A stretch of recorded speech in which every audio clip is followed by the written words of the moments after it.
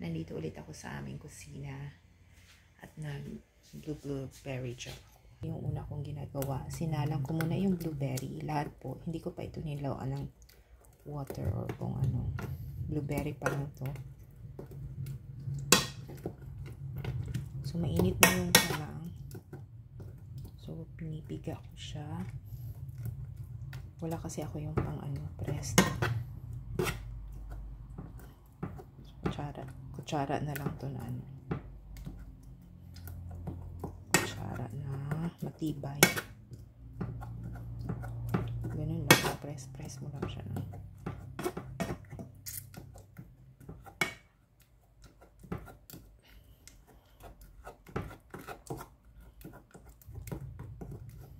Okay. Ilagay ko siya doon kasi yung mga sa tago, hindi ko siya maano, kung mapiga.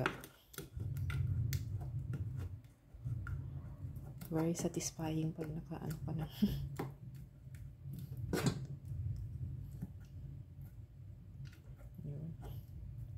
Parang bubble wrap.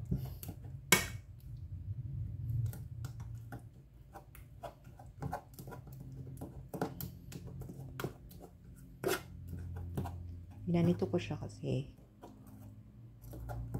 ano, may bago kaming fruits, yung raspberry, blackberry.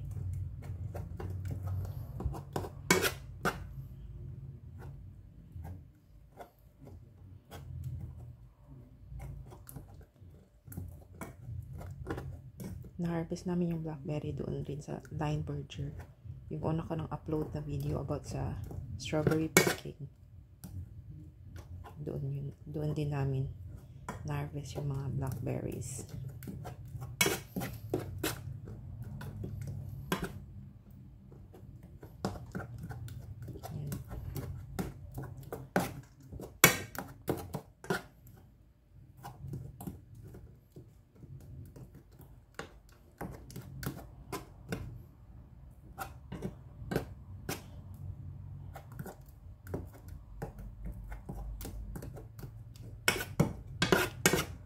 Ako ng adala.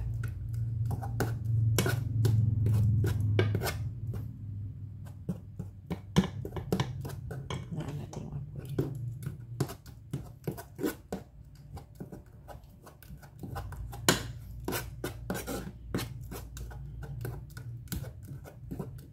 Hindi ko alam bakit blueberry ang tawag, hindi naman siya blue.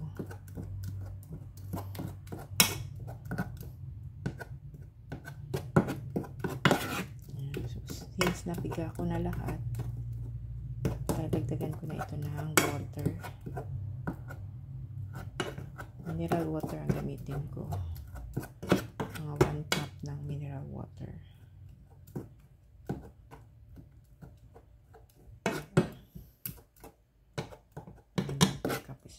Yan. Ito yung aming na-harvest ngayon. Tsaka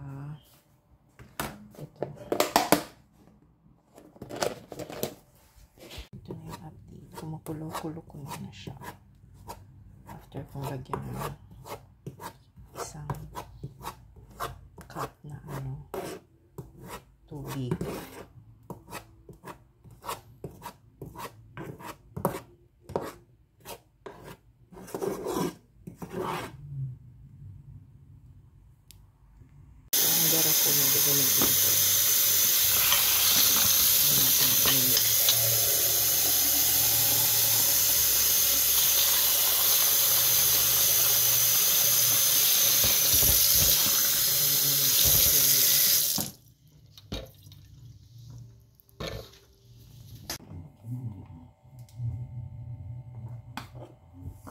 Bigyan natin ang 1 cup ng sugar.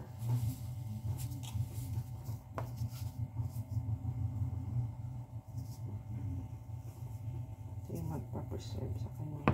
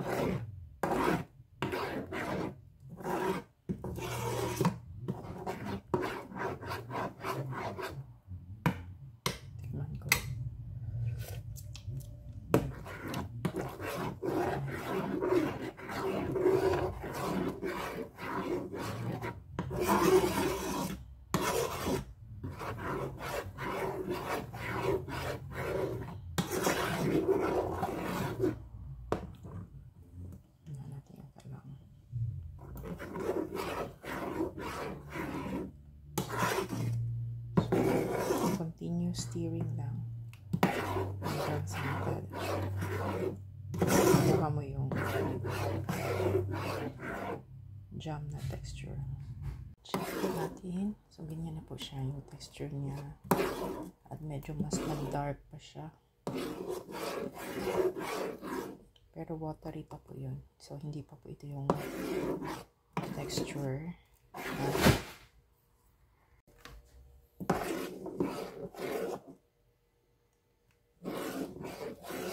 So, hindi pa po ito yung texture na gusto natin na-achieve. Kaya continue lang at huwag lang pong laksan yung apoy.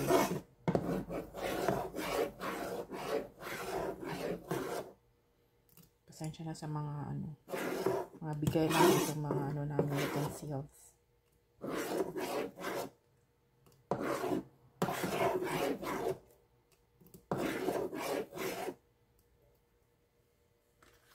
Tingnan yung kutsara, na siya. Natin yung ating blueberry jam. So, ganito na po yung kanyang texture. After 30 minutes, so hindi pa po ito yung hinahanap natin kasi matubig pa siya.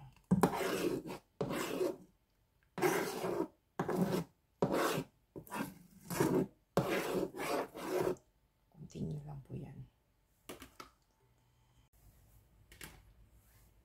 So, after 53 minutes, ito na po siya.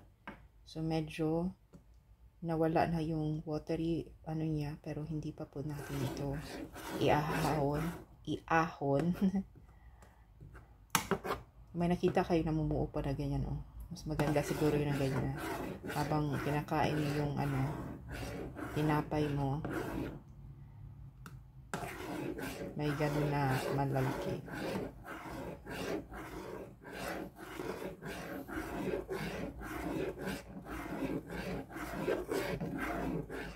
After ng blueberry jam, gagawa din ako ng strawberry jam.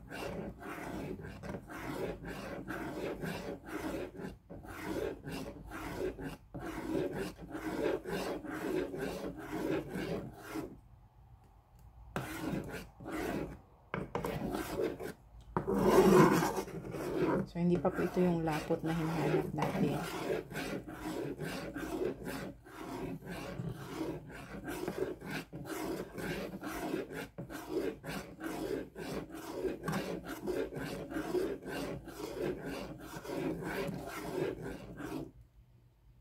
Hindi mo din dapat nalaksan para maluto lang siya. Medium heat lang talaga siya.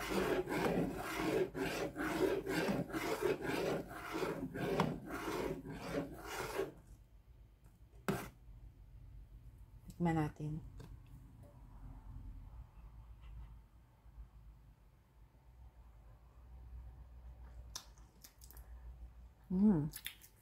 Palaman talaga.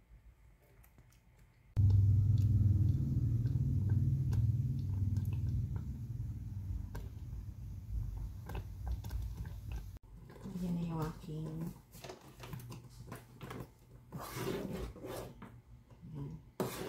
tignan natin siya sa plato.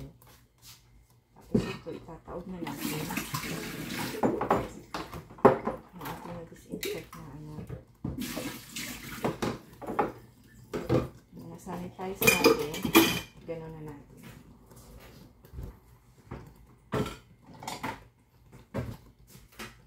Try natin natin. jam. Lagay sa plate.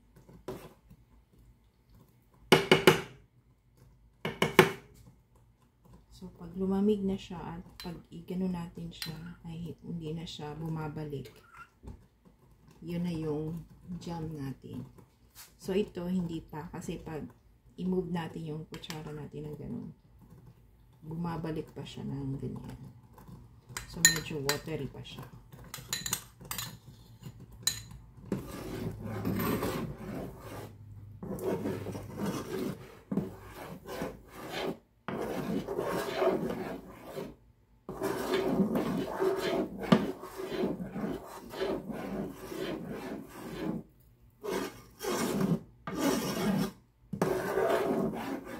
Tamang-tama lang pag kumulo na ito, ang tubig dito, gagamitin natin yan. Bababad natin ito. Ay, si Valerie. Wait lang, may tawag. Tumawag yung kasamahan ko.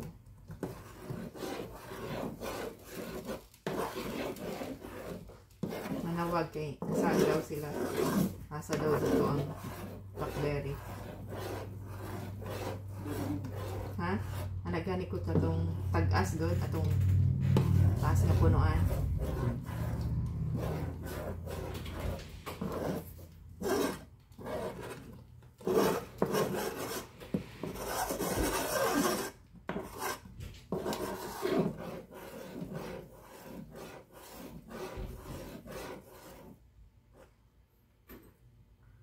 So, palamigin natin ito.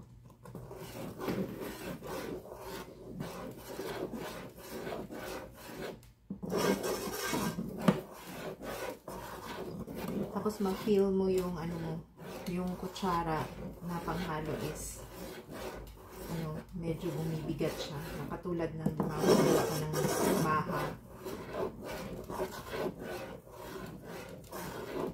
Bumibigat yung panghalo.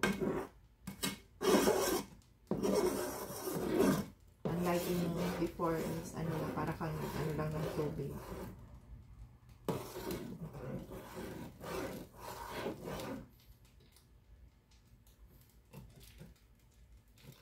Kita, ano yung kulo. So, tingnan nyo yung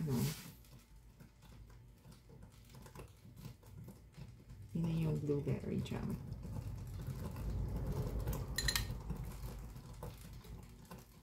O, diba? Hindi na siya bumabalik kasi stick na siya. Nag-stick na siya. Pero gusto pa lang. Ano pa talaga? This is it. Babalik ko siya.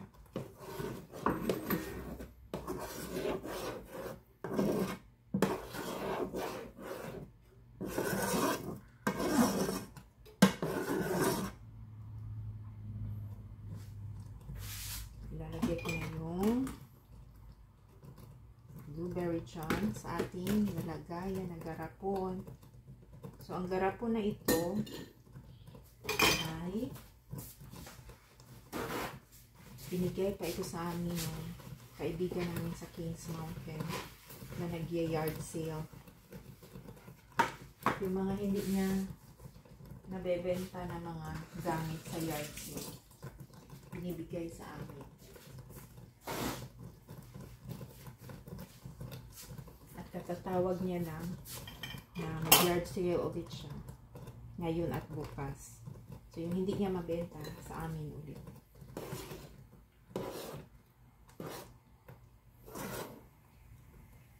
So, yan na. Tapos na po yung ating blueberry jam. Ano na natin siya, ilipat na natin siya sa garapon. Dahan-dahan.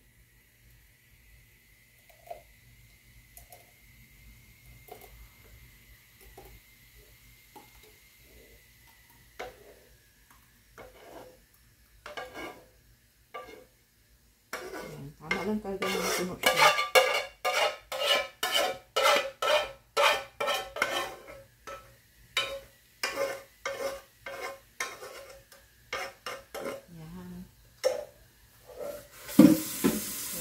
Natin.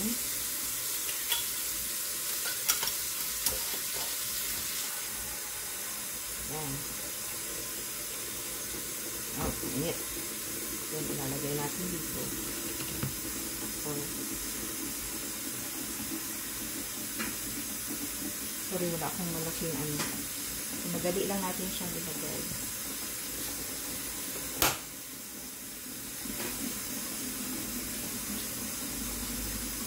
Pwede na yan. Ito po ang ating blueberry jam. Next ko na gagawin ay ang strawberry jam.